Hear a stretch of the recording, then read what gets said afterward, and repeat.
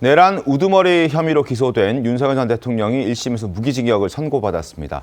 특검의 사형 구형보다는 낮은 무기징역을 선고한 건데요. 재판부가 윤 전 대통령은 선고 순간 굳은 표정을 보였다고 합니다. 법정 모습부터 다시 한번 보겠습니다.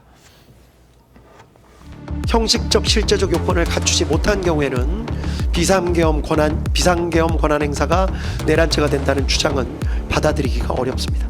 이 사건의 핵심은 군을 국회로 보낸 것입니다. 의도를 가지고 내외적 요건을 구성하고 국회에 열착. 피고인들 모두 자리에서 잠깐만 일어나 주십시오. 피고인 김용현을 징역 30년에 처합니다. 피고인 주문을 선고하도록 하겠습니다. 피고인 윤석열을 무기징역에 처합니다. 내란죄 성립 여부를 가른 건 군 투입이었습니다. 화면 함께 보시죠. 자, 윤석열 전 대통령 국헌 문란 목적과 폭동이 인정된다. 1심 재판부는 군을 국회에 보낸 게 사건의 핵심, 그리고 국헌 문란 목적이 인정된다라고 했습니다.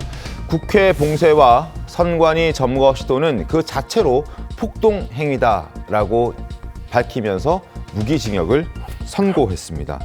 자, 그러면서 이런저런 이유를 추가적으로 설명했는데 특검의 구형은 사형이었습니다. 그러나 재판부는 무기징역을 선고했고 그 이유로 물리력 물리력 행사 자제, 대부분 계획은 실패했고 범죄 전력은 없었고 장기간 공무원으로 봉직했다.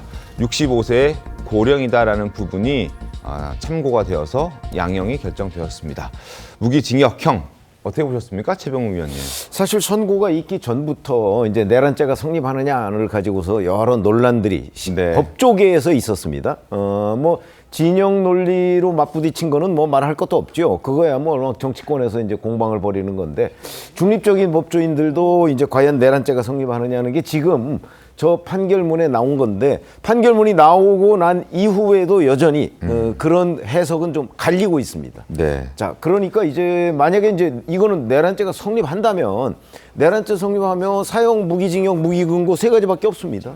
그러니까 구형을 사형을 했기 때문에 사형을 그대로 선고 형량으로 인정을 하든가 아니면 무기징역이죠. 그런데 이제 무기징역인 이유를 재판부가 설명을 했는데 적어도 유죄라는 전제를 놓고 보면 무기징역으로 그러니까 사형에서 무기징역이 된 것 이라는데 납득 굉장히 수긍할 만한 논리다 이렇게 생각을 합니다. 네. 왜냐하면 윤석열 전 대통령 올해 65세입니다. 65세인 사람한테 30년형과 무기징역과 사형, 더군다나 우리나라 사형 사실상 폐지 국가입니다. 무슨 그렇게 큰 의미가 있을까? 뭐 법률적으로는 뭐 따져볼 여지가 있겠지만 뭐 그런 생각이 들어서 저는 적어도 내란죄 성립 여부에 대해서 성립한다라는 전제를 기반으로 설명을 한다면 무기징역은 충분히 납득할 만한 선고다 이렇게 생각합니다. 알겠습니다. 어제 남색 정장 차림으로 넥타이를 매지 않고 법정의 모습을 드러냈던 윤석열 전 대통령 다소 수척해 보이는 모습도 보였고요.